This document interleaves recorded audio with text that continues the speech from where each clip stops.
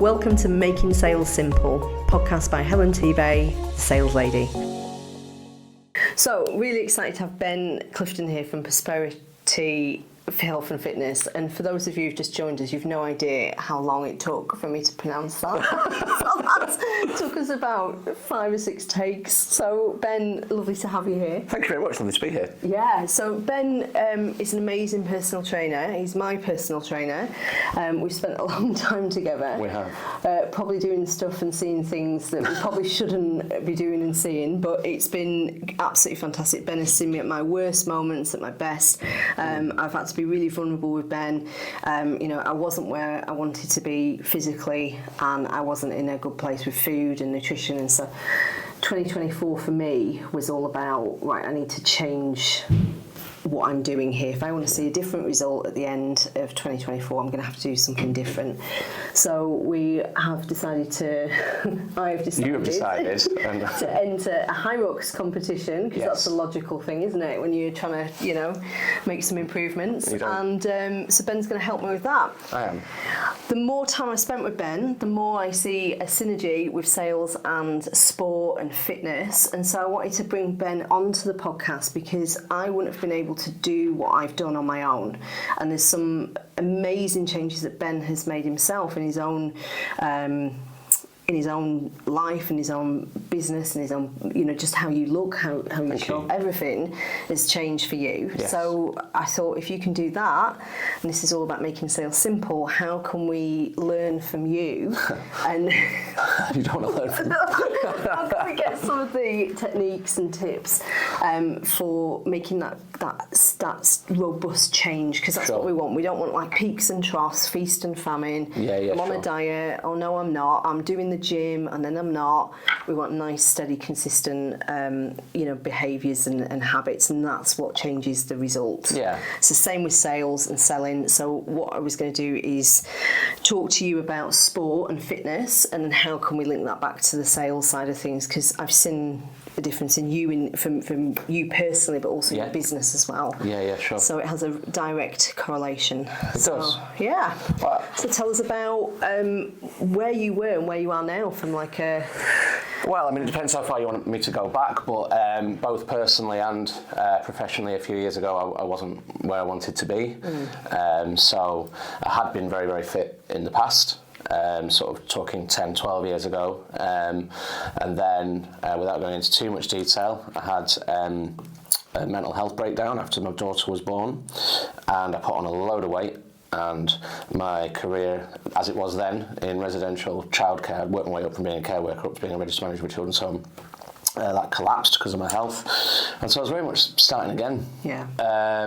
In a number of ways, and in terms of where I've got back to now, so I'm happier than I've ever been. I'm doing something that I really, really enjoy, which is the most important thing. And you can tell, and this is really important, whatever you do, if you show up to a sales call and you're half-arsing it, you don't really love your offer, you don't really love your product, they're going to know. Absolutely. Gonna tell. I would know if I showed up to your sessions and you were like, I can't really just be arsed. going through the motions or whatever. And I think that's really important, is to be genuine. And I think that's the thing, because in the sort of interlude, as I was recovering, I did some sales. I was on a commission-only basis job, selling outsourced credit control products.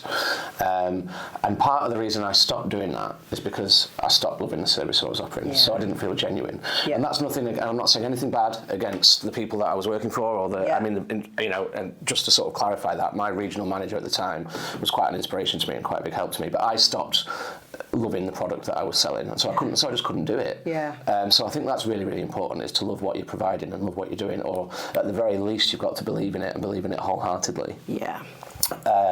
Because people see through crap, don't they? They see through a facade, absolutely. and they see through. They really do. So from my point of view, going back to sort of where I am now and personal training, I absolutely love what I do, and it's taken time. It's taken ups and downs, and you mentioned the word consistency, but that's what the thing is for me, is being consistent and you know, whether it's fitness or whether it's sales or whether it's business or whatever, you're not going to change the world in a day. You're not going to reach that. And I think that's been a big learning curve for me, is just sort of incremental small steps. Yeah. And really sort of, I've said it to you about your fitness. Yeah. And there's been times when I've said to you, like, celebrate the small wins. Yeah, and I'm like, I can't, because they're shit and they're not worth it. Yeah, but they totally are. They absolutely are. Yeah. And that's been I've seen that change in mindset in you when you've talked about, you know, I've changed the size of my leggings, or I've changed, like, before that wouldn't have been enough. Yeah. Whereas now, actually, yeah, it is, because it's a step in the right direction. Yeah. And so that's a big thing, is breaking things down into, you know, in what's manageable. Yes, you've got your long-term goal. And you've got your end point as you see it, but reverse engineering that and thinking, right, well, what are the small steps to go along the way, and what are the milestones to hit, for me has been really, really important, both in terms of my health and in terms of my business. Yeah.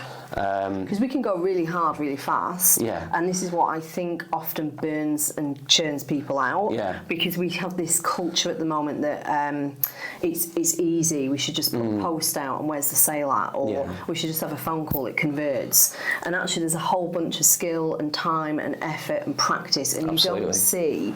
You know, you see someone crossing the finish line at High Rocks or a marathon, but you don't see the 364 other days that they have, like, been in. I mean, we have had personally blood, sweat, and tears and other stuff that's happened. Well, I didn't want to say that. You know, like the just.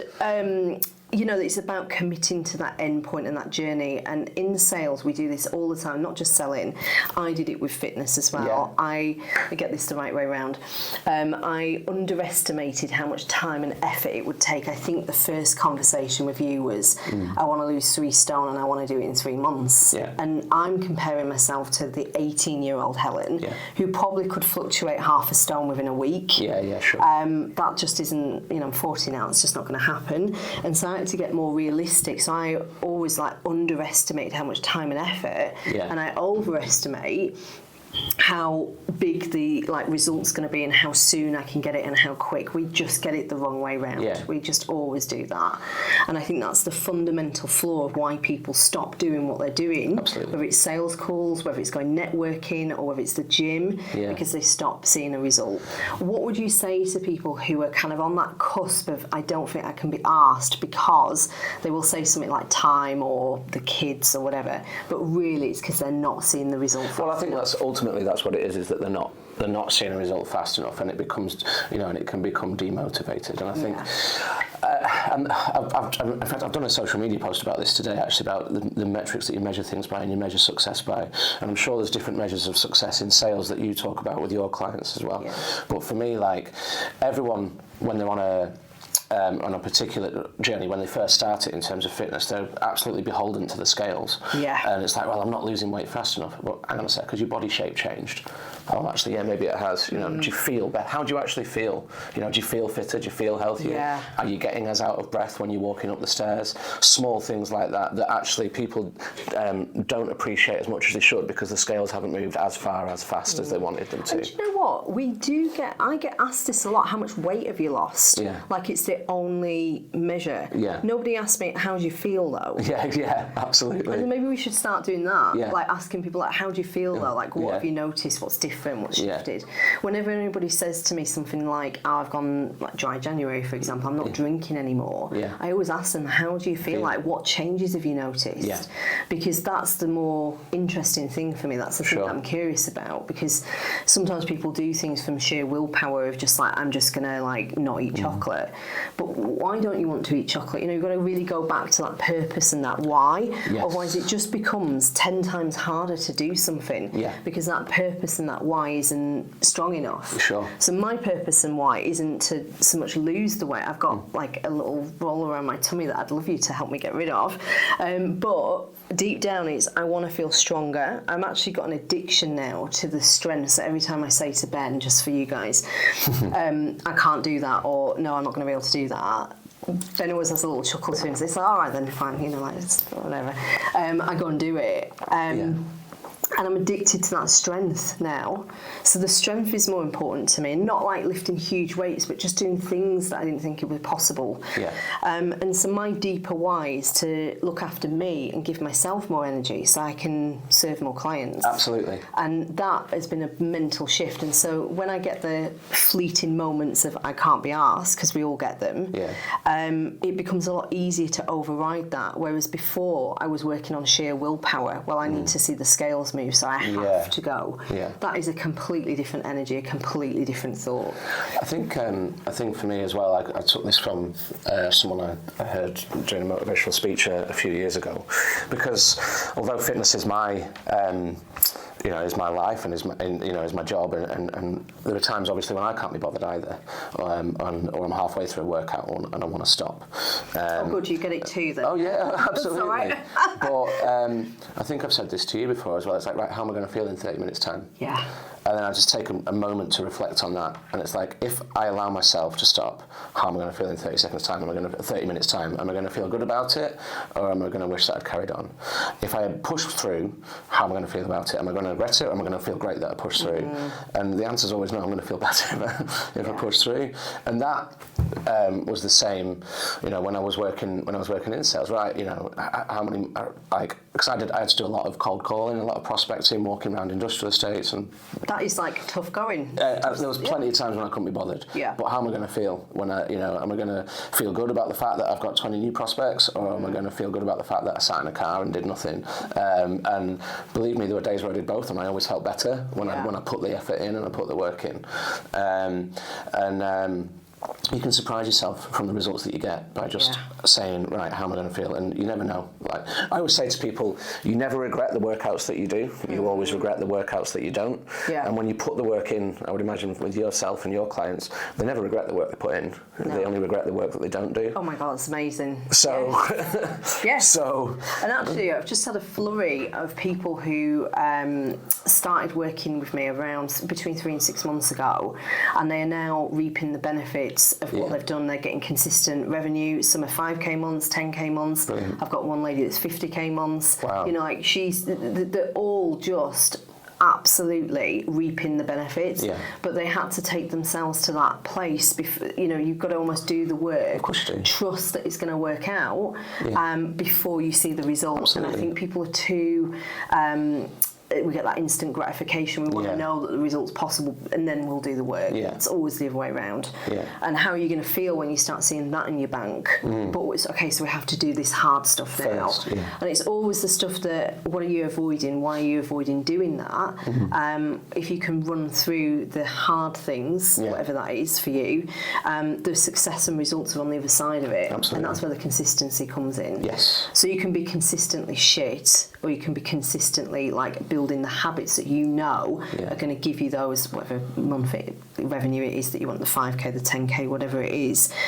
And I think sometimes this takes away the anxiety, because I get in sales a lot, is people are like, yeah, but how am I going to repeat it? And if something doesn't feel repeatable, it doesn't feel like you're in control. Yeah. So getting some really core habits that when you just push those buttons, at some point in 2 to 3 months' time, the sales start to come in. Yeah. So it's getting the habits, and it's the same with the fitness. What kind of routines are you going to do? What foods do you eat? How are you fueling your body? When's best to do a workout? Why are you doing it at 5 a.m. if you don't like getting up at 5 a.m.? It's finding something that you like and enjoy, and that that just takes care of the result. And I think what's also important is if you can do something once, you can definitely do it again, but that doesn't necessarily mean that you're going to do it every time. And I think where people fall off is that they've done something once, and so for example in fitness, or let's talk about a personal best for a 1 rep max.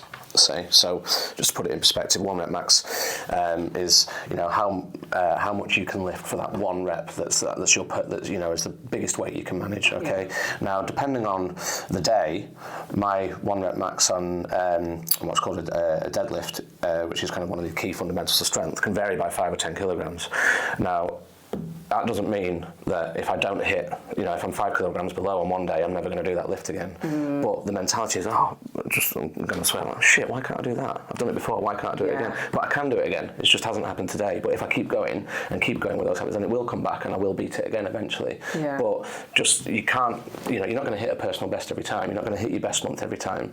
But if you've had a 10k month one month, and your next month you have a 6k month, 6k is still bloody good. Yeah. It's just not quite 10. But that doesn't mean you can't repeat it. Exactly. Whereas people fall off. Yeah. And they don't need to get distracted by that. You can't do your best every time, otherwise it wouldn't be your best, would it? It'd be average. So a really good point. Yeah, absolutely. So keep, you just keep going until. So how did you start to get over the can't be asked or the all or nothing, the kind of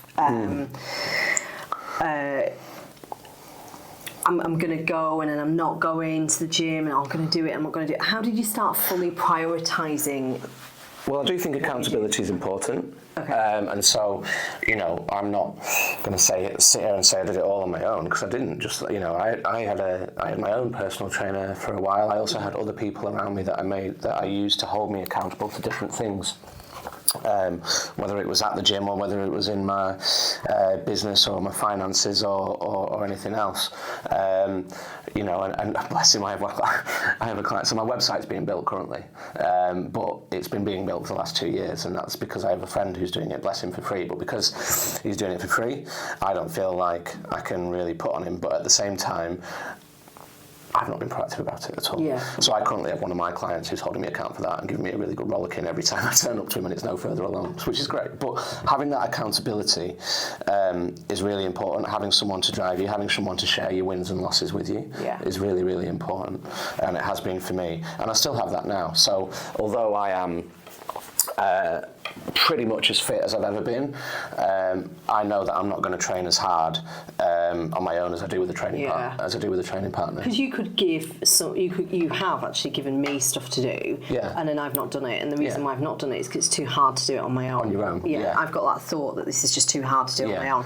I absolutely could do it on my own. I actually think I don't want to do it on my own, because I want someone at the end to say good job. It's almost like it's not enough for me to say good job. And when you're a business owner on your own, there isn't really anyone saying good job. So I'm going to say it to you, if you're out there, good job, well done everyone. Absolutely. Like those business owners that are just entrepreneurs, they're doing it. It can be a lonely place. Yeah, it's like, well done you. And I think I've done it before with you, but I probably, up to about maybe a year ago, wouldn't have done this. I text you sometimes saying I'm on my way, but I really don't want to do this. I don't want to hurt. I'm bored, or like I just don't want to do it. Not feeling it today. Yeah, and that gives you time to then think of how you're going to help me. Yeah. But the action of just getting in the car and coming, even if we went for a walk, absolutely, even if we just sat and talked, is still better than just, okay, I'm going to let you off the hook. Oh, it's massive. So you've always said to me, can you still come, please? Because we're just going to do some light stretches. Yeah. Without fail, those light stretches turn into like 100k sled push or something. But who does that? Do you do that or I do that? Well, what a great question. I don't know. I think that's a bit of you. That's as much you as it is me, because once you're there and you're doing it, you know that you're feeling good for doing it. Yeah. I think you're the catalyst for it, and I choose to then take it further. Yeah. But my job is to be that catalyst. More often than not. And I love you for that. my thighs today don't, but generally I love you for it. So really good. And so what kind of things make people stop? Why do people just stop doing their fitness journey? Well, I mean, sometimes it's perfectly legitimate reasons, obviously, whether it's a change in health or family circumstances that are unavoidable, or and that is other times it's because you mentioned before about a perceived lack of progress or perceived lack of results. So not seeing results fast enough. Or they get to a certain plateau, and I think that's a big thing in fitness, which isn't often or not talked about enough. Quite often, rather than not seeing results, you see some people see quite big results quite quickly. Yeah. Because it is such a massive change to their body and a massive shock to the system that all of a sudden, wow, the weight's dropping off, and they can, and the difference between running a mile goes down in minutes quite quickly.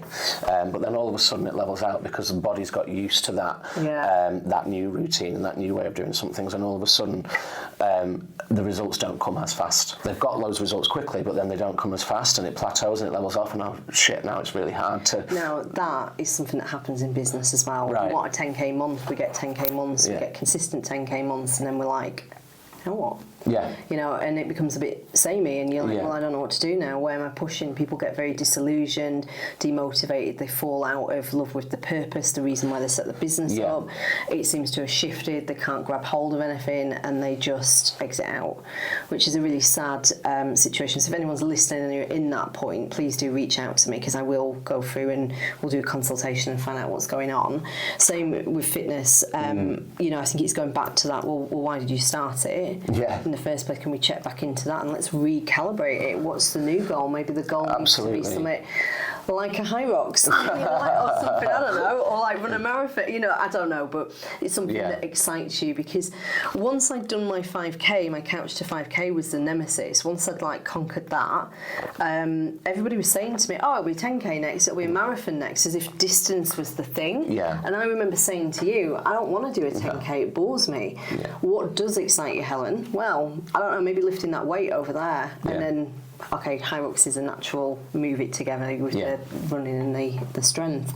So sometimes other people will set your goals for you, and they're not your goals. Yeah, that's a big thing. They're not your passion. That's a big thing, and when that happens, it's really time to reset and reevaluate and have a look at what it is that is important. Yeah. And I'm not battling with that, but I'm dealing with that with myself and my fitness at the moment. Like at the start of the year, there was a particular ultra marathon that I wanted to enter, and my training was to do with that.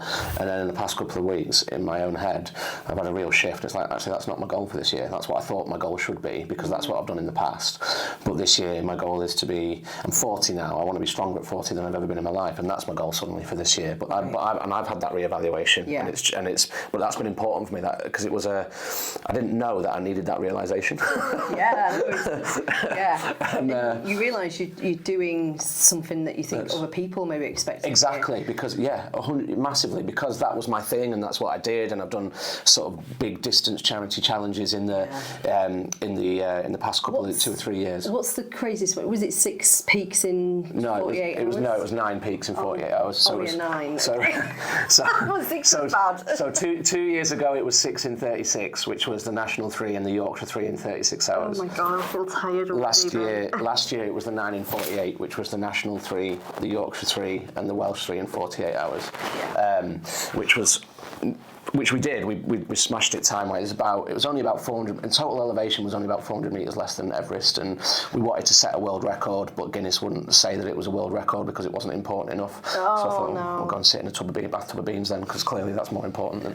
do you know what I mean? But anyway, not that I'm bitter.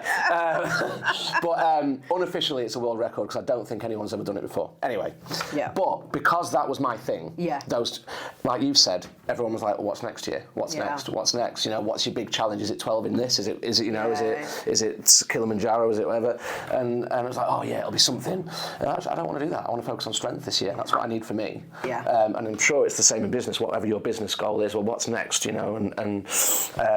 So yeah, whether it's developing a new product, or whether it's developing a new offering, or whatever, it's got to be what's right for you, hasn't it? Yeah, and what it might even just be something as simple as, I'm going to get really good at what I'm selling and sell the shit out of it. I'm going to help so many people.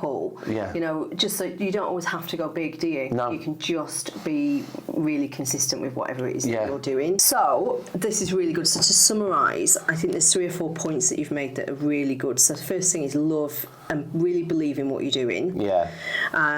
Because you're going to show up totally different if you don't. Correct. And that's going to people see through it. Yeah, and that's really going to harm your ability to sell. Yeah. The second thing is the time. You have to be realistic about when you want to see a result, and are you doing the over-underestimation the wrong way round? Because you're setting yourself up for an outcome that just is unnecessarily hard. Yeah. The third thing is, how are you measuring success, and do you see each success as those little micro steps as micro successes? Yeah. And I love, you actually gave me this on an app to do, but you could just do it in a notebook or anything. But what are your successes for today? What's been successful? And it could just be stuff like, I bent over and wasn't out of breath, or I made a call, or I answered a unknown number. I don't normally do that. Or I went networking. It's whatever it is for you. But these like little micro successes are like micro steps, so they're super important. And the fourth thing is, use others to hold you accountable. Like, why try and do it all on your own if you know that you've got a weak spot? I know for me, my 3 months is a real weak spot. I know I'm going to duck out after 3 months for the reason that you said, because we plateau. And so I know I needed, when you were like, what about 3 months? I'm like, could we do 6 or 9? Because I know I'm going to like duck out at 3. So help, get the help from other people in your network. So what's your top tip then for getting consistent results? I think, well, from a fitness point of view, it's turn up, which is really, really important. You've got to be present. So I mean, well, you do. I mean, there's people like say to me, "Oh, I'm really, really slow," or whatever. You're still lapping everyone that's sat on the couch. So I think and celebrate that win, whatever it looks like. I think. And you've summarised it already, but the small goals, you've got to keep on top of those and keep remembering those and keep celebrating those, because that's what's going to keep motivating you to win and motivating you to succeed. Lovely. And from a purely fitness point of view as well, is like, it's not all about the scales. And remember how you feel, and because the way that you feel in yourself and your health is the most important measurement.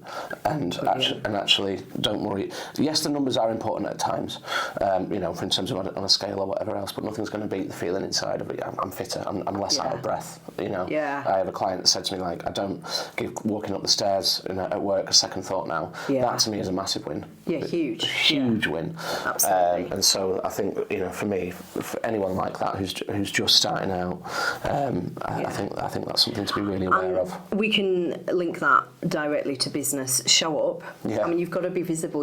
People have got to see you. Celebrate successes. You're on your own a lot of the time as a solo opener. So, like, how are you celebrating stuff? I had someone the other day that said to me, my business isn't a success. When I asked her, well, how successful is the business? Like, what are you deeming success as? She went, well, it's not making any money, so it's not a success. I'm like, you've launched your business and left your paid job. That's a huge success. Massive. You gave it a name, you've registered it, you've got a website, you've got your email set up, you've had like really good conversations. So how you talk about your business and results and success is huge. And if they've got a website, they must be building a brand as well. So that's massive. All like so many successes there. And she went away and she was like, that's actually, I just didn't see it like that. I was solely focusing on the success equals money. It's mindset, isn't it? So important in anything, whether it's business or fitness. Mindset is key. And then that final point is, it's how you feel. So, like, how do you want people to feel in a sales exchange? Do you want them to feel cornered, where you're controlling the conversation so that you just hear a yes? Or do you want it to be a little bit more exploratory and consultative and lighter? And you get to choose how you feel and how you want your clients to feel. So there is so many synergies to business and to sales, and that's why I really wanted to break it down. If you're really struggling to get started, just like Ben said, just show up, go networking, just take the pressure off, and the only thing you have to do is go in there and just observe and see how it is. Could you speak to one person? Could you leave with one business card, someone that you haven't met before? Just these little micro wins and these micro steps. Thank you so much for being on the podcast and sharing. Thank you very much for having me. I really appreciate it. Enjoyed it. To remind people, how can they get a hold of you? So I'm very present on Facebook, LinkedIn, Instagram, Prosperity Health and Fitness, or if you Google Prosperity Health and Fitness, then my contact details come up there. More than happy to have a free consultation with anyone, have a chat if they're interested in starting their fitness journey or progressing on a journey that they're already on. That's I'd be more than happy to have a conversation. Brilliant, love it. Thank you so much, Ben. Thank you for joining us. Thank you for having me. That's great. Thank you for listening to Making Sales Simple, a podcast by Helen Tebow, the Sales Lady. Make sure you subscribe on YouTube and follow me on Spotify for more.